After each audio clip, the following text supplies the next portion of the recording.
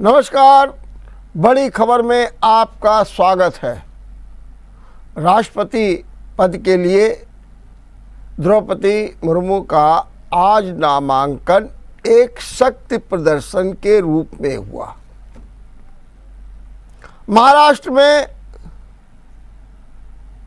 लुका छिपी का खेल खुल करके सामने आ गया है, लेकिन शरद पवार की प्रतिष्ठा दांव पर लग गई है।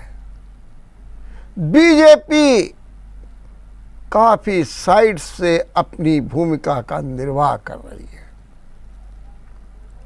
जुमे और अग्निपथ को लेकर के यूपी अलर्ट मोड पर है। आज सभी जिलों में फ्लैग मार्च भी हुआ। राष्ट्रपति पद के लिए वैसे तो लगभग तय है द्रौपदी मुर्मू का बनना, लेकिन औपचारिकताएं होती हैं। आज उन्होंने नामांकन पत्र दाखिल किया और नामांकन पत्र भी बड़े धमाकेदार रहा। प्रधानमंत्री नरेंद्र मोदी, गृह मंत्री अमित शाह, रक्षा मंत्री राजनाथ सिंह जैसे दिग्गज प्रस्तावक और अनुमोदक रहे। पार्टी के अध्यक्ष जेपी नड्डा ने भी अहम भूमिका का निर्वाह किया। अनेक राज्यों के मुख्यमंत्री भी रहे और एक साफ संदेश दिया गया, हमारी प्रत्याशिता मजबूत है, प्रबल है। और इसके द्वारा एनडीए ने एक बार ये भी साबित कर दिया है कि हम एकजुट हैं और एकजुट हो करके देश की जितनी भी राजनीतिक समस्याएं हैं उनका हम निदान भी करना जानते हैं। प्रधानमंत्री ने ये पहले ही कह दिया है कि द्रौपदी एक अच्छी अनुभव, राजनीतिक परिपक्व, दूरदर्शी है और वो एक महान राष्ट्रपति साबित होंगी। द्रौपदी नामांकन के पहले महात्मा गांधी की प्रतिमा पर पहुंची, बिरसा मुंडा की प्रतिमा पर पहुंची, अंबेडकर की प्रतिमा पर पहुंची और अपने श्रद्धा सुमन अर्पित किए। उनका भव्य स्वागत किया गया संसद भवन में। इसके पहले द्रौपदी ने जितने भी बड़े राजनीतिक दल हैं जो अपनी अहम भूमिका रखते हैं उनके नेताओं से फोन पर वार्ता की। उन्होंने वार्ता की ममता बनर्जी से, उन्होंने वार्ता की सोनिया गांधी से, उन्होंने वार्ता की शरद पवार से और सभी नेताओं ने उन्हें शुभकामनाएं दी। ममता बनर्जी ने तो ये कह दिया कि आपको बहुत बहुत शुभकामनाएं, लेकिन निर्णय पार्टी को लेना है। अब पार्टी को क्या निर्णय लेना है कि टीएमसी ने स्वयं अपने राष्ट्रीय उपाध्यक्ष यशवंत सिन्हा को मैदान में उतार दिया है विपक्ष के प्रत्याशी के रूप में, और लड़ाई एनडीए बनाम विपक्ष हो गई है। सीधे तौर पर देखा जाए तो ये लड़ाई इस बात की भी द्योतक है कि विपक्ष कितना मजबूत है। हालांकि कुछ वोटों की कमी थी जिसकी भरपाई बीजू पटनायक और जगन मोहन रेड्डी ने कर दी है, लेकिन अभी भी 12,000 वोट का अंतर दिख रहा है। 12,000 वोट, और इस 12,000 वोट में सबसे अहम भूमिका उत्तर प्रदेश की है। उत्तर प्रदेश में वोट का मूल्य अहम है। एक विधायक के वोट 208 हैं, सांसद के वोट 700 हैं। इस तरीके से देखा जाए तो यूपी द्रौपदी को राष्ट्रपति बनाने में अपनी अहम भूमिका का निर्वाह करने जा रहा है। और ये माना जा रहा है कि जो 12,000 वोट कम है, इनकी भरपाई यूपी में से ही होगी। इसीलिए मायावती के समर्थन का इंतजार किया जा रहा है। मायावती विपक्ष के जो बैठक हुई थी जिसमें यशवंत सिन्हा सर्वसम्मति से प्रत्याशी घोषित हुए थे, उसमें वो शामिल नहीं हुई थी। माना जा रहा है कि मायावती आदिवासी महिला के नाम पर समर्थन की घोषणा करेंगी। हालांकि उनके मात्र घोषणा से 12,000 वोटों की भरपाई नहीं होगी, क्योंकि उनके पास सांसद हैं 10, और जो ये 10 सांसद हैं और एक सांसद का वोट 700 होता है, तो इस तरीके से ये वोट होते हैं 7,000। एक विधायक है, उनके जोड़ लीजिए तो 208, यानी 7,208 वोट होते हैं बसपा के। अब किस पर ध्यान दिया जा रहा है? अब ध्यान दिया जा रहा है राजा भैया। राजा भैया के 2 विधायक हैं, उनसे बातचीत की जा रही है। बातचीत ये भी की जा रही है कि जो सपा के साथ गठजोड़ में राजभर हैं, जो महान दल के लोग हैं, हालांकि महान दल ने तो अपना किनारा कर लिया है, इनके भी विधायकों का समर्थन प्राप्त कर लिया जाए, ताकि जो है वोट पूरे हो सकें। और उसके लिए प्रयास भी शुरू कर दिए गए हैं। आपको मालूम है कि 273 जो विधायक हैं या वोट हैं, वो बीजेपी के पास है और 125 सपा के पास है। समाजवादी पार्टी चूँकि पहले ही विपक्ष की बैठकों में गई है और वहाँ निर्णय ले लिया है यशवंत सिन्हा के पक्ष में, इसलिए आज समाजवादी पार्टी ने अपनी एक बैठक भी की और उसमें राष्ट्रपति की जो भूमिका है और उनकी जो जीत के दावे हैं, उस आधार पर उन्होंने अपनी गणित भी बिछाई और ये प्रयास किया कि सभी वोट जो है पूरी तरीके से यशवंत सिन्हा के पाले में गिरे। यहाँ तक कि प्रस्तावक और अनुमोदन में भी विधायकों से दस्तखत कराए गए। हालांकि इस बैठक में शिवपाल नहीं थे और आजम खान नहीं थे। राम गोपाल की भूमिका अहम थी, वो इस बैठक में मौजूद थे और एक तरीके से देखा जाए तो यशवंत सिन्हा के लिए अधिक से अधिक वोट हासिल कराने के लिए सपा ने अपनी अहम भूमिका का निर्वाह प्रारंभ कर दिया है। तो एक और देखिए कि किस तरीके से एनडीए बनाम विपक्ष की लड़ाई हो गई है राष्ट्रपति के चुनाव में। और राष्ट्रपति के चुनाव के लिए जो भूमिका विपक्ष की हुई है, निश्चित रूप से जो उनके जीत के दावे हैं या जो उनका कहना है, उसमें अभी बहुत दूरी दिख रही है। तो इस प्रकार से देखिए कि द्रौपदी का चुनाव जीतना लगभग तय। अब 27 तारीख को यशवंत सिन्हा अपना नामांकन पत्र दाखिल करेंगे। लेकिन कुछ भी हो, माना यह जा रहा था कि 13 विपक्षी दल साथ में हैं यशवंत सिन्हा के। अब देखना ये कि नामांकन के समय कितने दल उपस्थित होते हैं।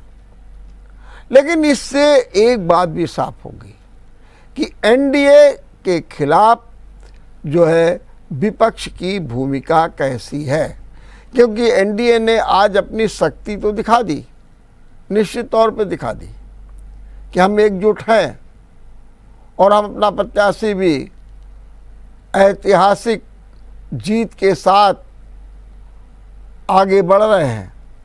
लेकिन अब देखना ये होगा कि विपक्ष अपनी किस भूमिका में आता है।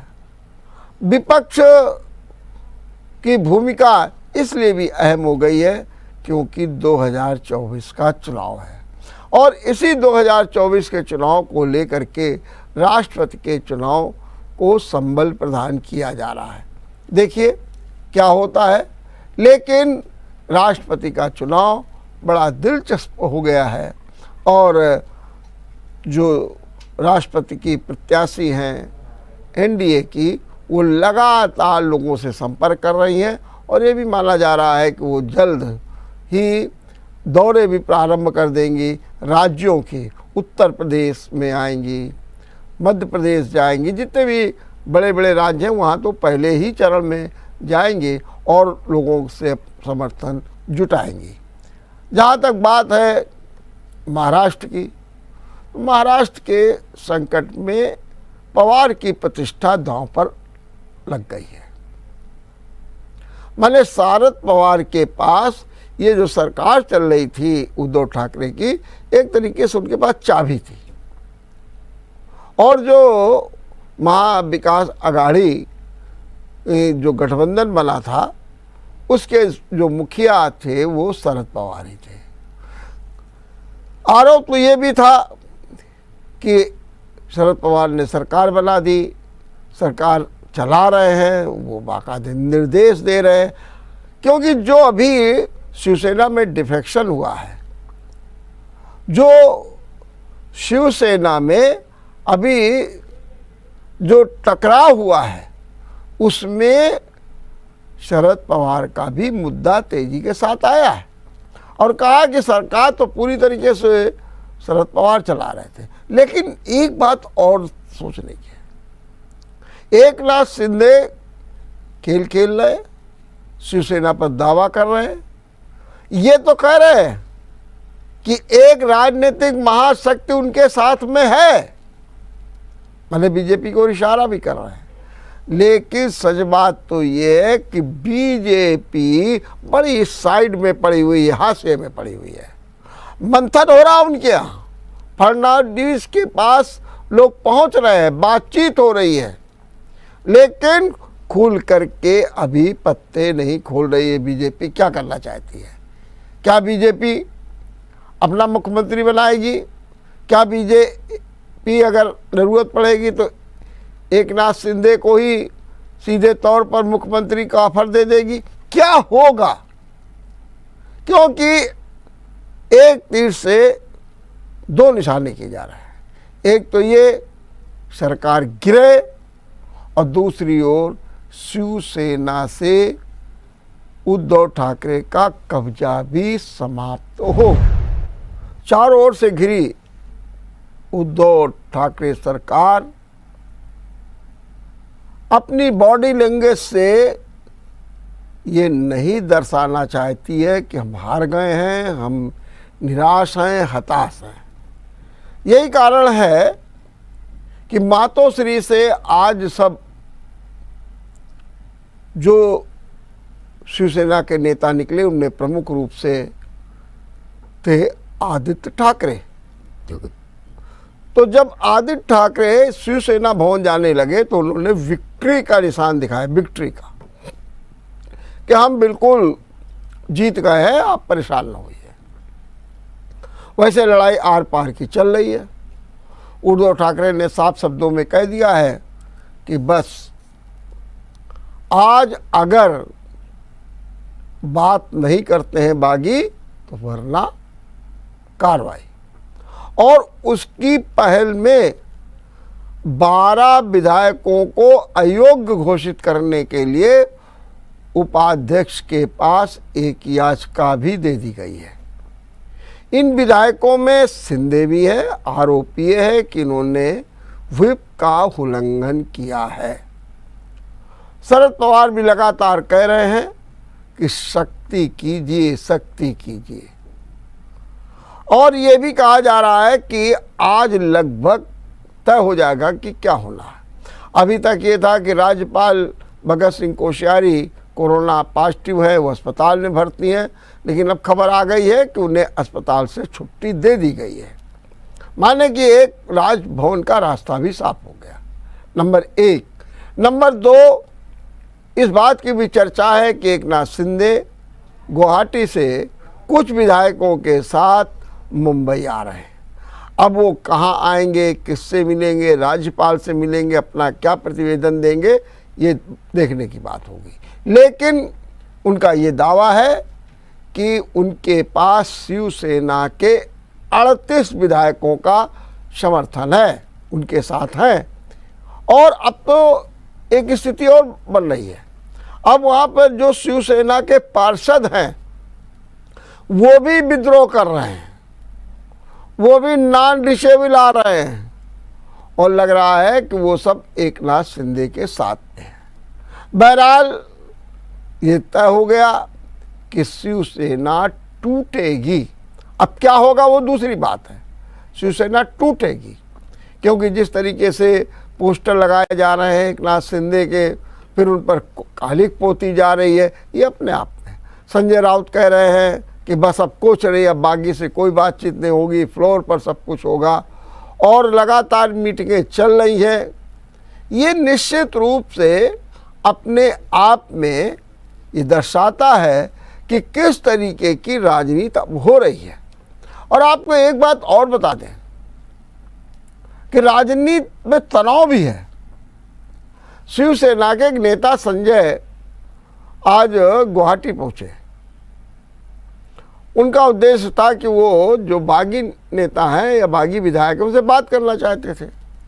वहाँ की पुलिस ने उनको हिरासत में ले लिया। अब इससे एक और तनाव बढ़ गया कि आपको हिरासत में ले लिया गया। तो ये भी एक बड़ी विषम स्थितियाँ वहाँ पर बनी हुई हैं। कहाँ क्या होगा, कब होगा, कैसे होगा, ये है।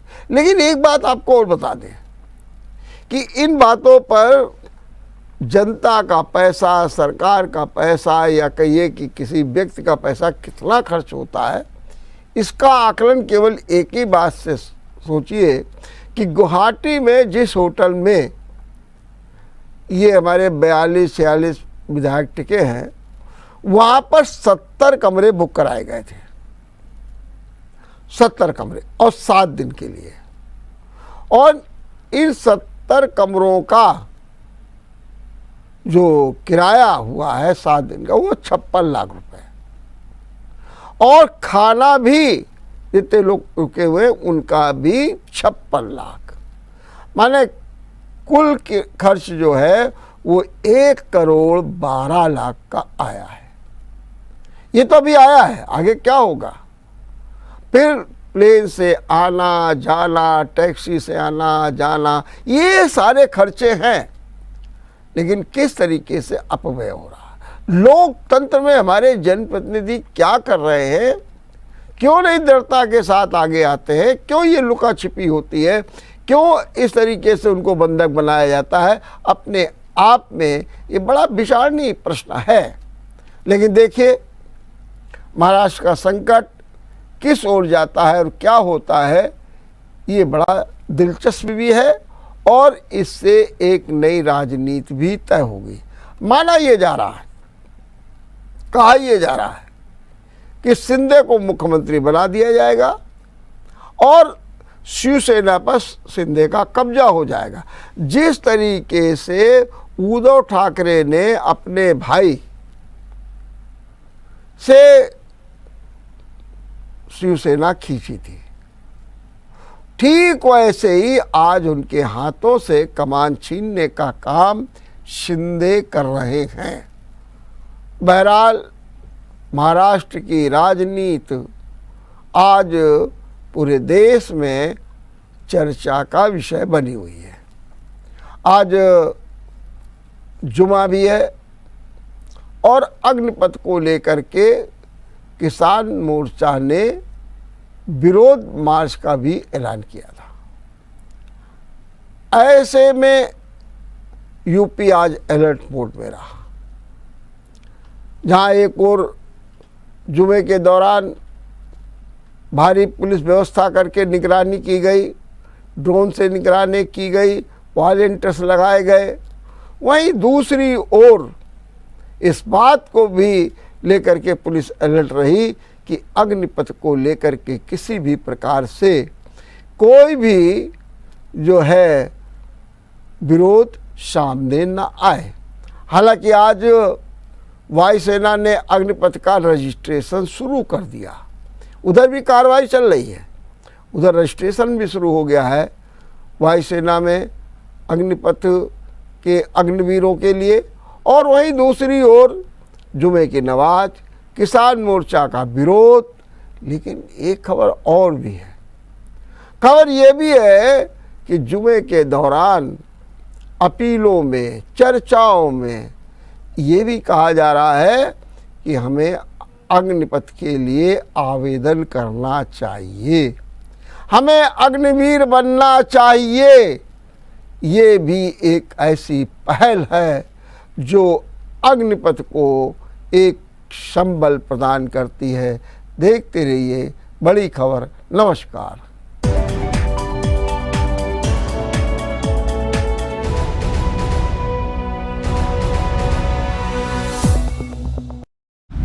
अगर आपको हमारा वीडियो पसंद आया हो तो हमें लाइक करें, सब्सक्राइब करें और ज्यादा से ज्यादा शेयर करें। और हाँ, बेल आइकॉन दबाना ना भूलें ताकि हर खबर का अपडेट आप तक पहुंचे तुरंत। आप हमें इंस्टा, ट्विटर और फेसबुक पर भी फॉलो कर सकते हैं। हमारी आईडी है @JMT News Flash।